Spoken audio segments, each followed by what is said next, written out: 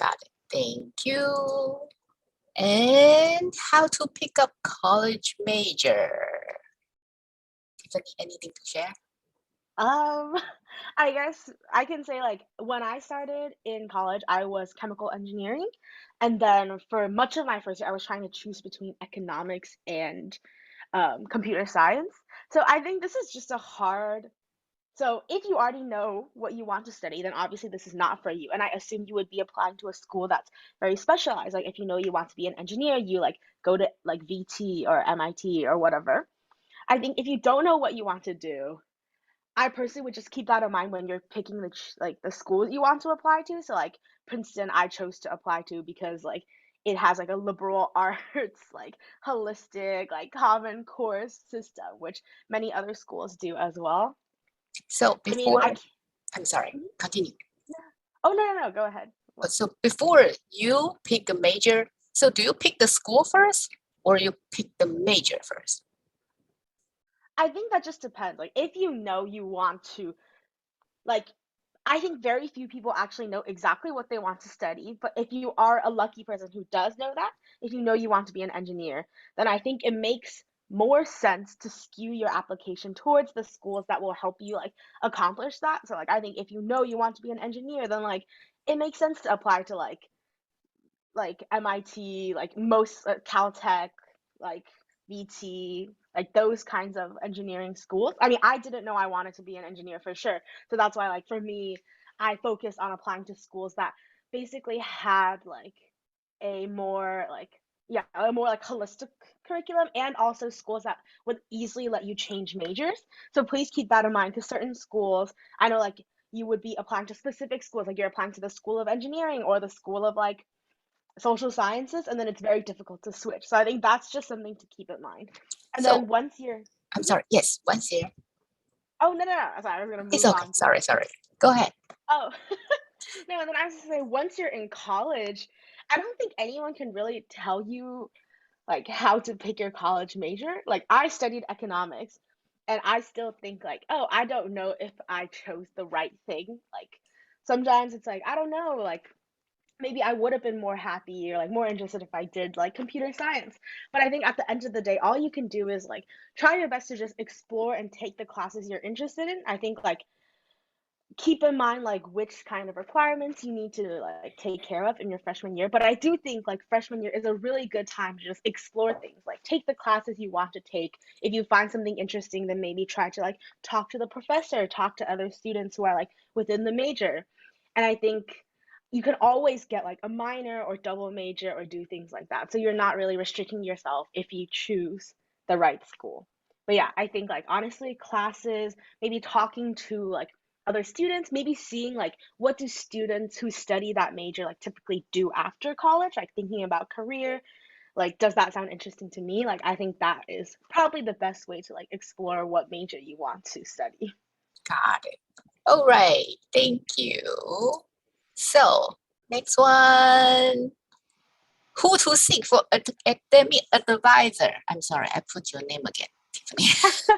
Go to No, as counselor or parents or friends? yeah, I feel like we like kind of touched on this in most of the other sections. Like Yeah. I think really the only part that people can help you on is like the actual application itself. Like I think a lot of things, the things you choose to do, like the extracurriculars, leadership opportunities that you want to pursue, like I think that should really come from yourself. Like you should figure out like what you're interested in, what you want to do and do those things. But I think when it comes to actually applying to the application, like choosing schools, like, I think it is good to like get advice from maybe your counselor. I think they would have good data on like what schools you'd be a good match for. Like you can use the resources that Jessica mentioned, like Naviance. I think it is a great resource because you can see the scatters of like where were people accepted, like etc.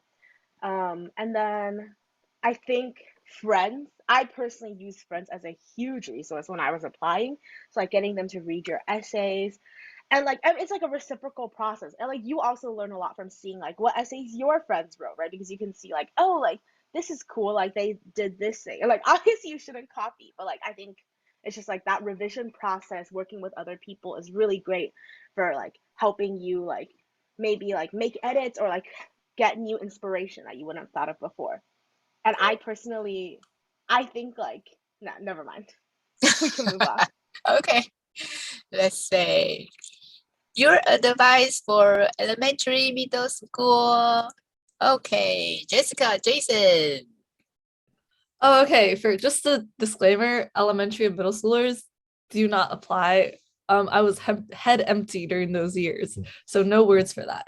But for high schoolers, I will definitely say like if you are anywhere near the college application grind and you watch as many like YouTube videos as I did, you'll hear a lot of things about like having a point, like being not just well-rounded, but having a point to like talk about your passion. So for my brother, that was like rocketry. For me, it was like languages, I guess. And but realistically, like you're probably a 15, 16, 17, maybe 18-year-old who does not know what you're doing with your life. So before you even have a point, just try different things. Let the point come naturally. Slash like if you have a crisis at junior year, then you just choose one of the things you've done to be your point, but definitely just try everything. So you'll just accumulate those experiences, go from there. And yeah, and to add on to that really quickly, so my sister talked about like you're 16, you don't really like know anything about life yet. I don't really like we don't really know anything about life yet, and that's true.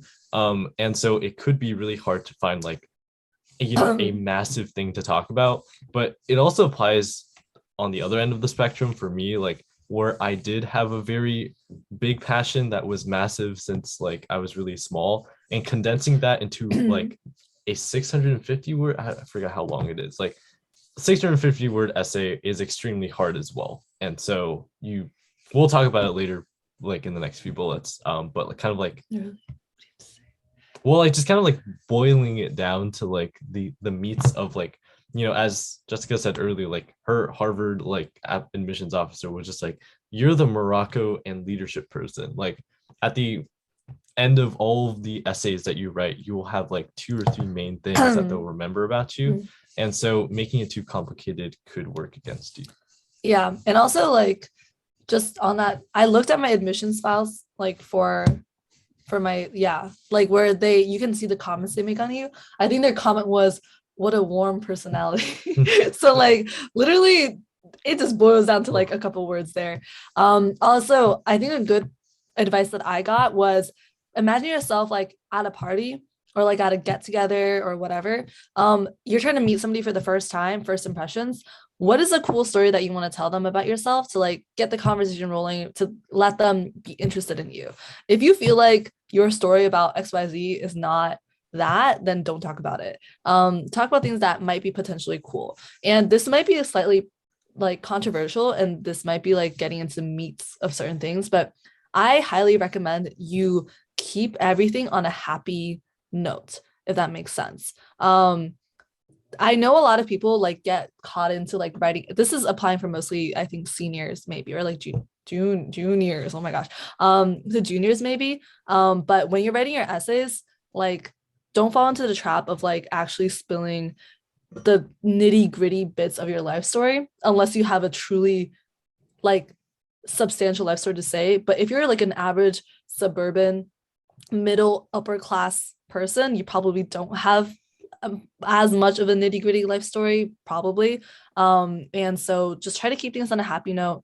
And it's low-key fake, but I like to think about it as putting like your best foot, like your best self forward, like who the person you want to be forward. So that's like definitely another piece of advice I would give from my essay editing experience. Yeah. So next one. Okay, so let's say elementary, middle school. I think we went through this one. So would you I know you all talk about essay writing. Would you recommend to start taking like a writing class training, like from elementary or from middle school or high school? Read. Okay, that's easy. Okay, let's go next. So number 8, how should school selection be decided? Because like Stephanie. Yeah, okay. So for school selection, I definitely recommend going to your high school's college fairs, if your school has that. If not, the county sometimes have a countywide college fairs. Definitely when choosing a school, if you know what major you want to study or what you want to do in life, I definitely recommend looking at like, oh, what school is like well known for that, or like what school will help you like eventually get the job that you want. Aaron, anything to share? Oh, hello. My Wi-Fi cut out. Oh, okay. Yeah.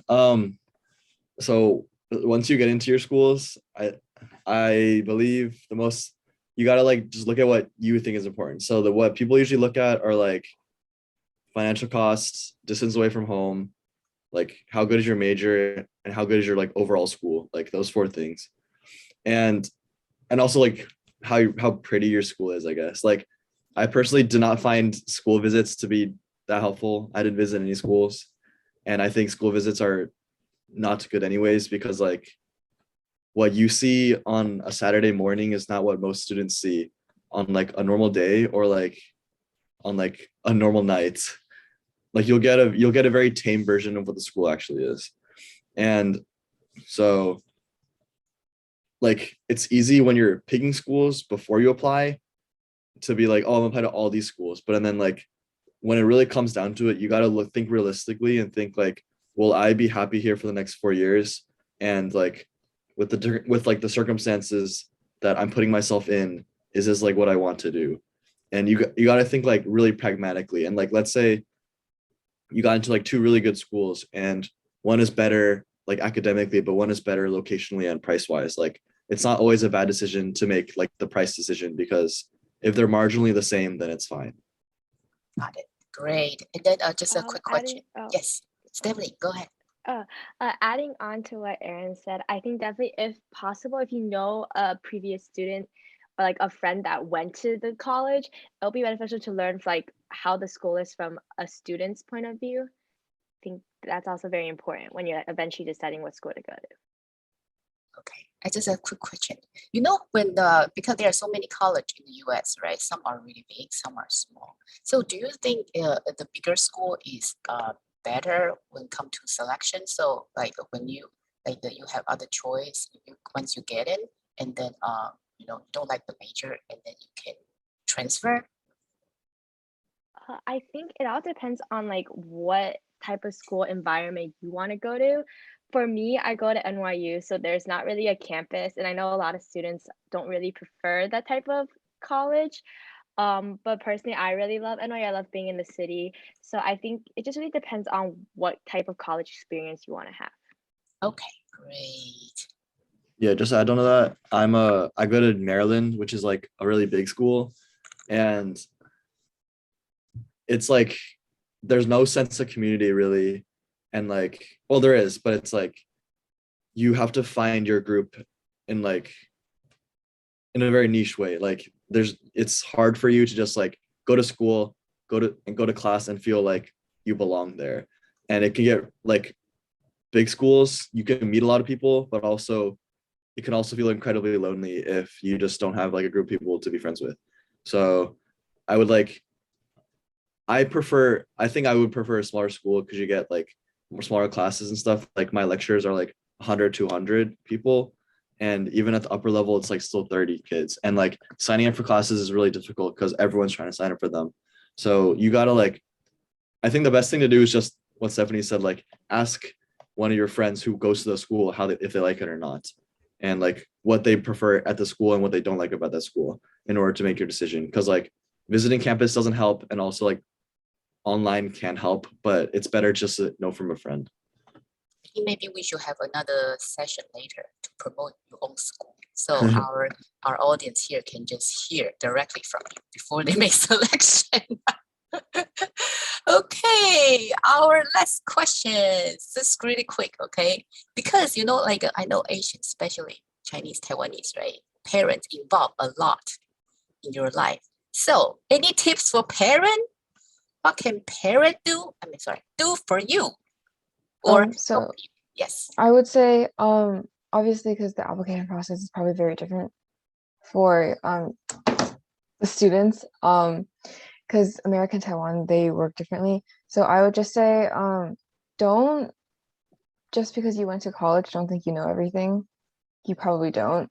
And so just be there to support your kid. If they need help, they will tell you, but most likely you cannot help them in the ways you want to, and that is not your fault.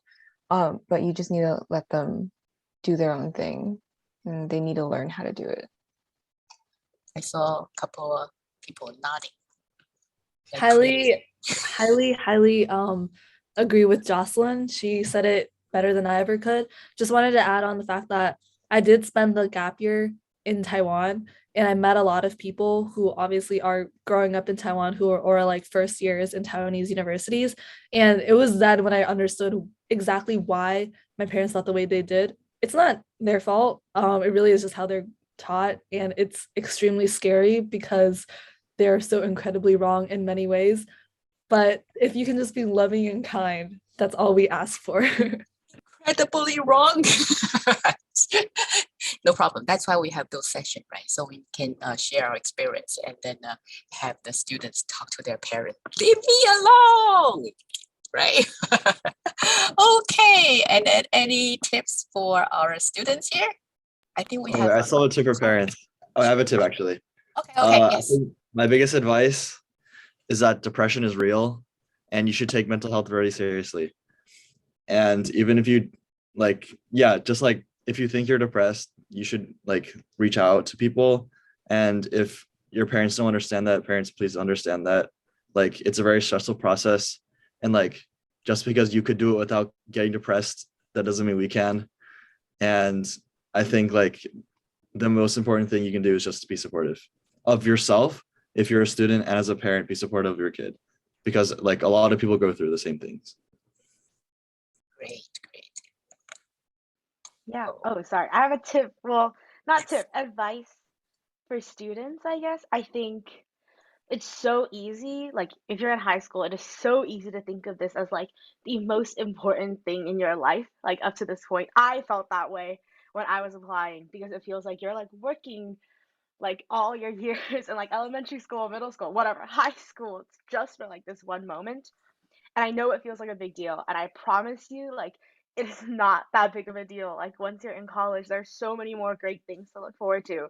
It does not, like, really, it does not matter that much. It doesn't matter that much. Like, I want to echo and remind everyone of what Jessica and Jason said earlier. I think, like, the most like when we talk about things like how like strategies for like applying to college, it can sometimes feel like when you don't get into the school that you want, you could have done more. And really, like most of the time, like the vast overwhelming majority of the time, you could not have done more. You like did your best, you did everything you could, like you are okay. Not no one is going to get into every school like they want to get into, every school they apply to. Like that is really not realistic. Like the most important part is to just like do the things you enjoy. And I think like honestly the college application process, like think of it as a way to get to know yourself.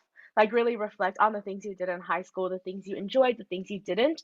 And I think like take that experience to college and you can like actually make the most of your college experience that way. And like, yeah, when you get to college, like literally no one cares what you did in high school. Everyone's just there to learn. It is like it's a great experience. And like do not like please don't hyper focus on like what I can do to like get a marginally better like chance of getting into the school. Like it's really not worth it. You guys are gonna do great. It's fine. Great. Thank you. Thank you all. I think this is our last slide. Okay, so do your best. Happy and healthy, I guess. So I think we are really over time right now. So I'm gonna close Q&A and then I have one last question for you all. Okay, so since the essay is so important, and then many advices like talking to friend, have somebody overlook. I like to know if you are willing to offer help if we have some audience, like when they write the essay. Do you think if you okay, I can ask for them, they can contact you to take a look over their essay if if you have time to our audience here. Do you think you can? Well, don't answer right now. Tell me after the meeting, after the webinar, okay? So no pressure, all right? Because if anyone can give our audience some like a 学弟学妹, right? Some help with the essay and then overlook, give them some idea. I think we all appreciate. Okay, So, and then thank you all today for being here. I'm sorry, we overrun the 45 minutes. And then, hopefully we can, everybody learn a lot from you, and then we join your conversation here. And Rina Ai, are you here, Rina? Oh, okay. Now, yes, hi. Could you do the conclusion for us?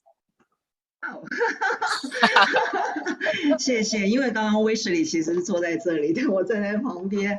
It's okay. 非常谢谢大家。那我们的大孩子们呢，要工作的，要考试的，要考试，他们要考试，要工作的。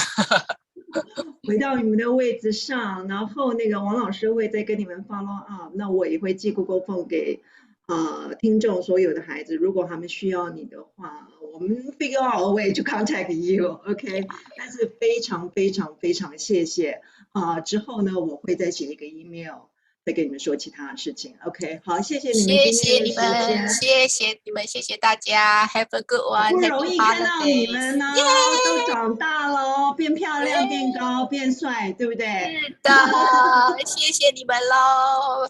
拜拜 Thank you. 谢谢各位家长参加，谢谢大家参加，拜拜。同学 ，OK， 拜拜。 Happy New Year，OK。